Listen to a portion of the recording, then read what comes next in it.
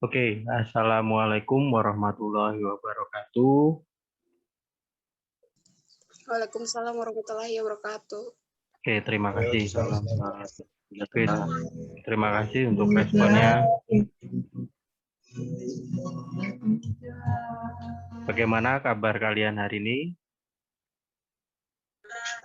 Puji Tuhan kabar baik, Pak. Kabar baik, Pak. Puji Tuhan, Pak. Oke, alhamdulillah kalau begitu. Semoga dalam keadaan sehat selalu ya. Bapak apa kabar juga? Oke, kalau saya alhamdulillah dalam keadaan sehat walafiat, tidak kurang satu pun. Syukurlah. Oke. Minta tolong untuk suaranya di mute dulu supaya tidak masuk. Oke, untuk minggu ini mungkin saya nanti akan flashback sedikit terkait dengan materi yang minggu lalu. Kira-kira materi minggu lalu yang sudah saya share di Google Classroom, apa sudah dibaca? Nah, mungkin sudah terlihat di layar handphone masing-masing maupun layar PC-nya masing-masing. Minta tolong responnya. Bisa, Pak. Iya, Pak. Bisa, Pak.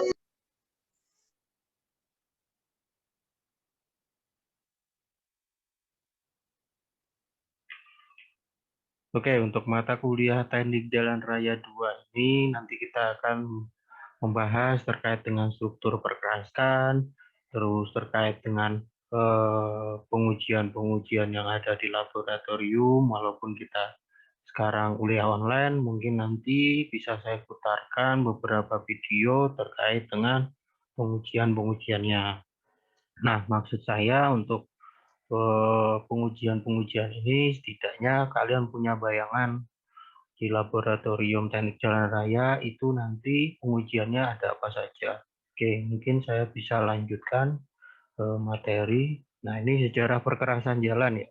Oke, secara garis besar, pertama jalan itu adalah di tanah keras. Jadi tanah yang keras, bukan tanah lembek, bukan tanah gambut, tapi tanah yang keras. Nah, itu sudah termasuk suatu konstruksi perkerasan. Kemudian pada Mesir kuno, zaman Mesir kuno, mulai dibangun jalan di tanah dengan tambahan konstruksi batu-batuan. Oke, jadi awal dari tanah keras, kemudian ditambah dengan batu-batuan. Kemudian pada kerajaan Romawi, jalan digunakan menggunakan konstruksi batuan bergradasi. Nah, setelah mungkin tadi batuan-batuan besar, kemudian ditambahkan dengan batuan-batuan kecil sehingga ada interlocking gitu. Oke, kemudian pada abad 18 ditemukanlah jalan Telford. Batuan bulat yang seragam yang diisi oleh batuan lebih kecil sehingga mengisi rongga yang kosong atau agregat interlocking. Nah, biasanya jalan Telford digunakan pada jalan yang memiliki tanah dasar lunak. Oke. Nah, ini jadi untuk memperbaiki dari tanah keras tadi, biar sama-sama tanah keras, pada tanah dasar lunak bisa ditambahkan dengan Telford. Nah, Telford. Oke, saya lanjutkan. Kemudian pada akhir abad 18 ditemukan jalan makadam. Nah, apa sih jalan makadam ini? Jalan makadam adalah batuan pecah menggunakan paling tidak 3 ukuran butiran. Yang pertama untuk agregat kasar, pengunci, dan penutup. Yang kemudian dihamparkan untuk masing-masing lapisan, di mana sebagai lapis fondasi, penetrasi makadam. Nah, ini lanjutannya dari makadam. Jadi dari ada makadam, kemudian ada penetrasi makadam. Berarti di atasnya jalan makadam. Penetrasi makadam adalah perkerasan makadam yang diberi pengikat aspal. Nah, ini ada tambahan tadi di atas ada agregat saja, ada pengunci saja, dan penutup saja. Kemudian di sini ditambahkan dengan aspal yang digunakan sebagai lapis permukaan. Berarti ini di atasnya jalan makadam, penetrasi makadam. Nah, kemudian pada tahun-tahun sekarang mungkin sudah kalian banyak melihat di jalan-jalan maupun di manapun kalian berada di jalan raya, Sekarang perkerasan dengan kualitas tinggi, biasanya digunakan campuran panas atau hot mix. Contohnya itu ada AC, aspal beton, kemudian ada HRA, hot rolled aspal, kemudian ada HRS, kemudian ada SMA, split mastic aspal, kemudian ada BMA, butonic mastic aspal. Oke. Nah, untuk bahan perkerasan jalan. Bahan perkerasan jalan adalah segala jenis material konstruksi yang dihamparkan dan dipadatkan di atas lapis tanah dasar. Untuk konstruksinya sendiri terdiri dari dua. Yang pertama untuk perkerasan lentur, atau istilahnya flexible pavement. Kemudian ada perkerasan kaku, atau istilahnya rigid pavement. Nah, untuk pengujian-pengujian terhadap bahan, bisa kita lihat ada 3 di sini. Bisa kita lihat dari jenis bahannya tersebut, kemudian keadaan fisik bahan, kemudian dari kualitas bahan. Oke, mungkin nanti kita bisa lebih mendalam di pertemuan-pertemuan berikutnya terkait dengan jenis, keadaan fisik, maupun kualitas bahan. Oke, konstruksi jalan ini memiliki beberapa lapisan. Nah, yang pertama itu ada tanah dasar, kemudian di atas tanah dasar itu ada lapis pondasi. Setelah lapis pondasi ada lapis permukaan. Nah, semakin ke atas lapisan itu maka akan semakin mahal. Misal tanah dasar harganya sekian, nah lapis permukaan itu biasanya lebih mahal daripada lapis pondasi dan tanah dasar. Jadi semakin ke atas semakin mahal. Oke, ini fungsi perkerasan. Yang pertama memperkuat tanah dan mendistribusikan beban ke tanah. Nah, ini pada perkerasan lentur. Kemudian menerima dan menahan pada perkerasan kaku. Oke, untuk perkerasan kaku bisa terdiri dari lapis beton sebagai lapis aus yang paling atas, kemudian lapis beton bersambung tanpa tulangan. Ini lapisan-lapisannya ya. Kemudian macam-macam ya. Ini ada lapis beton untuk peratakan. Nah, yang kemudian tadi ada perkerasan komposit. Jadi perkerasan komposit ini adalah gabungan dari kedua jenis perkerasan sebelumnya, yang ada lentur dan kaku. Oke, saya lanjutkan. Nah, ini mungkin simulasi atau gambar pembebanan. Jadi ini ada roda. Di sini dilambangkan dengan load atau W. Nah, ini ada garis distribusi untuk tegangannya. Nah, di sini juga ada. Jadi dari atas disebarkan sampai ke bawah sampai hilang sama sekali. Nah, ini distribusi beban roda pada struktur perkerasan. Nah, ini mungkin salah satu potongan melintang, atau kalau misalnya kita ngambil aspal di core, nah kira-kira lapisan yang ada di perkerasan aspal itu ada seperti ini. Yang pertama ada lapis permukaan, kemudian ada lapis fondasi, yang kemudian ada tanah dasar atau subgrade. Oke, ini distribusi beban tegangan. Bisa kita lihat di sini ada P0, ada P1. Jadi P0 beban yang diakibatkan oleh kendaraan, kemudian P1 beban yang diterima oleh tanah dasar. Ini didistribusikan ke seluruh tanah dasar atau subgrade. Nah, ini contoh-contoh konstruksi perkerasan. Nah, di sini ada perkerasan komposit, kemudian ada juga perkerasan aspal. Nah, ini notasi-notasi saja ya kalau misalnya kita potong. Ini biasanya kalau gambar seperti ini notasi untuk tanah dasar. Nah, semakin ke atas berarti ada kerikil. Nah, untuk yang hitam-hitam seperti ini biasanya untuk aspal. Nah, di sini kalau kita lihat untuk ini komposit ya ini. Jadi di mana di sini ada semen, di sini ada base, Portland semen konkrit. Nah, ini ada 2 lapis. Jadi mungkin ini dahulu sudah dibuatkan jalan lentur, karena jalan lenturnya kurang baik, maka dirubahlah ditambah dengan PC atau semen. Kemudian ditambahi dengan semen lagi, aspal lagi. Oke. Nah, ini mungkin potongan melintang dari perkerasan. Nah, ini ada perkerasan lentur, perkerasan kaku. Nah, nanti kalau misalnya kalian mau menggambarkan potongan melintang, bisa dijadikan satu panduan ini. Nah, di mana lapis-lapisannya bisa diikutkan notasinya seperti ini. Di mana untuk tanah dasar, ini garisnya miring, kemudian ada garis pembedanya, kemudian ada lapis fondasi bawah, titik-titik besar, kemudian lapis fondasi atas, ini titik-titik lebih kecil, untuk lapis permukaan, ini hitam pekat ini. Nah, ini ada drainasenya, kemudian ini berarti tanah. Nah, ini untuk perkerasan kaku. Kalau perkerasan kaku lebih simpel, di mana untuk lapis permukaannya itu semen langsung, ditambahi dengan lapis fondasi, kemudian tanah dasar. Oke. Nah, ini perbandingan antara perkerasan lentur dan perkerasan kaku. Nah, ini beberapa item yang bisa kita bandingkan antara perkerasan lentur dan perkerasan kaku. Nah, ini tergantung fungsinya, kita mau apa. Misal saya mau perkerasan itu hanya sepanjang atau bertahan 10 tahun. Nah, itu yang lebih cocok perkerasan lentur. Kalau mau umur rencananya sampai 20 tahun, berarti yang cocok adalah perkerasan kaku. Kalau misalnya saya mau apa lagi ya?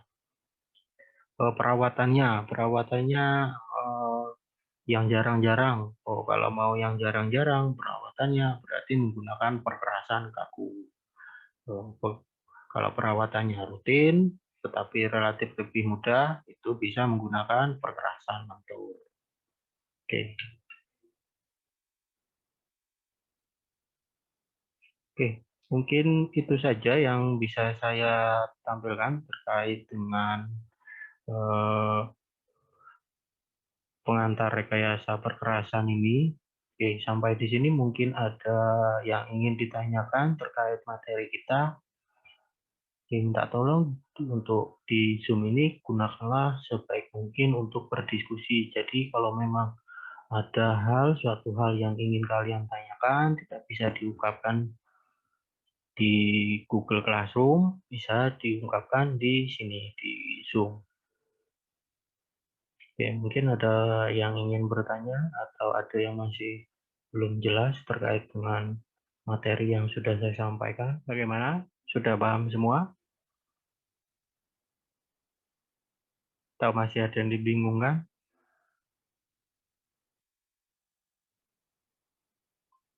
Oke, kalau memang sudah paham semua, berarti saya yang tanya sekarang. Minta tolong disiapkan satu lembar kertas dan pulpen. Di kertas tersebut ditulis nama dan NIM. Kemudian mata kuliah sekarang, nama mata kuliah sekarang, yaitu Teknik Jalan Raya 2, kelas A. Kelas A lebih sedikit daripada kelas B. Ini. Mungkin karena jamnya. Oke, silakan disiapkan satu lembar kertas, pulpen, lalu di kertas tersebut kalian tulis nama dan NIM. Kemudian nama mata kuliah hari ini, yaitu Teknik Jalan Raya 2, kelas A. Oke, yang mungkin baru masuk, minta tolong disiapkan kertas dan pulpen, lalu di kertas tersebut dituliskan nama dan NIM, lalu nama mata kuliah hari ini, yaitu Teknik Jalan Raya, kelas Teknik Jalan Raya 2, kelas A. Oke, sepertinya sudah siap semua kalau dilihat dari kamera. Bisa dimulai.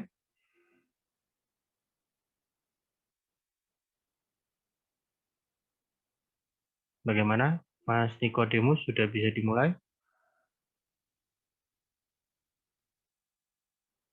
Bisa, Pak. Ya, Pak, untuk saya sudah, Pak. Oke, kalau sudah siap semua, untuk pertanyaannya tidak usah ditulis, hanya jawabannya saja. Jadi saya nyebutkan pertanyaannya, kalian menuliskan jawabannya.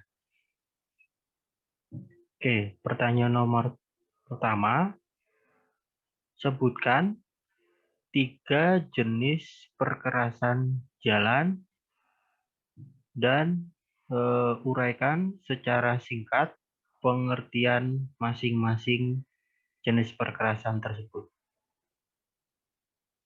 Saya ulangi, sebutkan dan jelaskan, uraikan sedikit terkait dengan 3 jenis perkerasan jalan. Oke, tadi ada beberapa jenis perkerasan yang sudah saya sebutkan. Nah, silakan diulangi, sebutkan, dan berikan sedikit penjelasan terkait 3 jenis perkerasan jalan.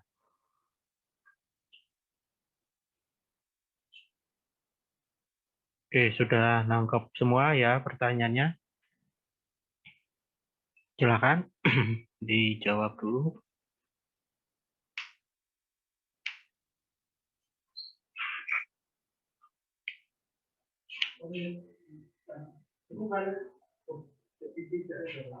Bisa dilanjut, Pak. Oke, Mas Janet, saya lanjut ya. Oke, tolong perhatiannya sebentar. Untuk pertanyaan nomor 2, kalau tadi 3 jenis perkerasan ya. Sekarang untuk pertanyaan nomor 2, sebutkan jenis lapisan yang terdapat pada konstruksi perkerasan. Oke, ini kurang dari 10 menit.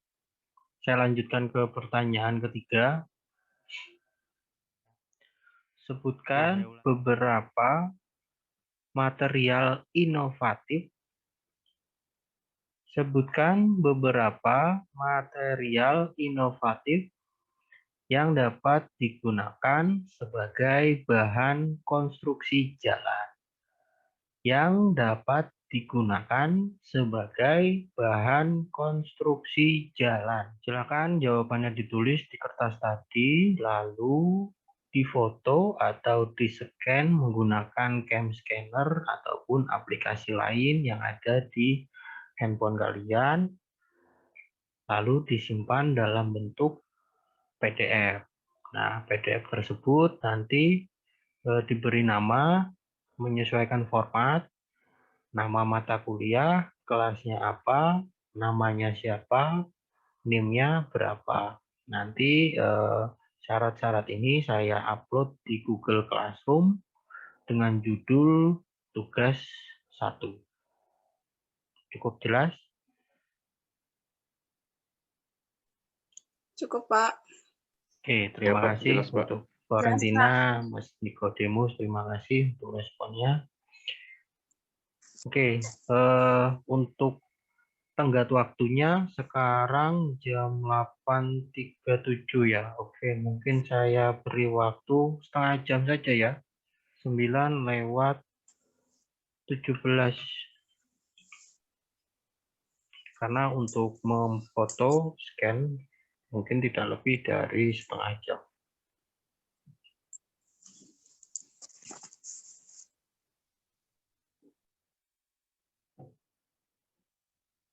Oke, sudah saya update di Google Classroom. Silakan kalau yang sudah menulis silakan di-upload saja di Google Classroom. Saya tunggu sampai jam 9:17. Sekarang 8.38. Oke, paling enggak nanti kan ada 15 menit untuk waktu kalian. Oke, sampai di sini mungkin ada yang ingin ditanyakan atau ada yang ingin diceritakan. Saya beri waktu, masih 6 menit lagi.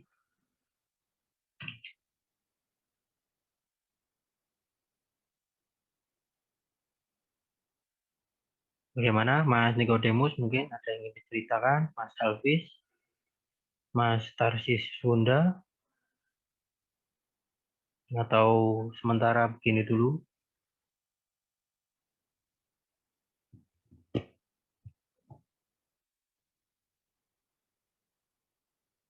Oke, Ya mungkin Pak, untuk saat ini belum ada Pak. Oke, mungkin sementara ini belum ada ya. Oke, terima kasih. Oke, kalau memang tidak ada yang ingin ditanyakan atau tidak ada yang ingin diceritakan, tidak apa-apa. Mungkin nanti kalau memang ada yang ingin ditanyakan, silakan ditanyakan di Google Classroom. Jadi gunanya Google Classroom dan gunanya Zoom ini sebagai kita diskusi pengganti tatap muka. Jadi kalau memang ingin ada yang ditanyakan, silakan ditanyakan. Oke, kalau memang tidak ada, berarti untuk kelas ini saya akhiri sampai di sini. Saya ucapkan terima kasih banyak kepada seluruh mahasiswa yang bisa hadir di pertemuan kali ini. Terus saya ucapkan kepada seluruh mahasiswa yang di NTT, saya ucapkan turut berbelasungkawa karena kemarin bencana. Jadi semoga tetap diteguhkan hatinya, kuliahnya tetap semangat. Ya, jangan patah semangat ya. Oke, semoga tetap Ya Pak. diberi kesehatan, tetap komunikasi ya nanti sama teman-temannya di sini. Kalau memang ada yang ingin disampaikan, silakan. Kira-kira ada butuh apa gitu. Tetap komunikasi intinya. Oke, itu saja mungkin dari saya. Saya mohon maaf kalau ada salah-salah kata. Wabillahi taufik wal hidayah. Wassalamualaikum warahmatullahi wabarakatuh. Waalaikumsalam warahmatullahi wabarakatuh.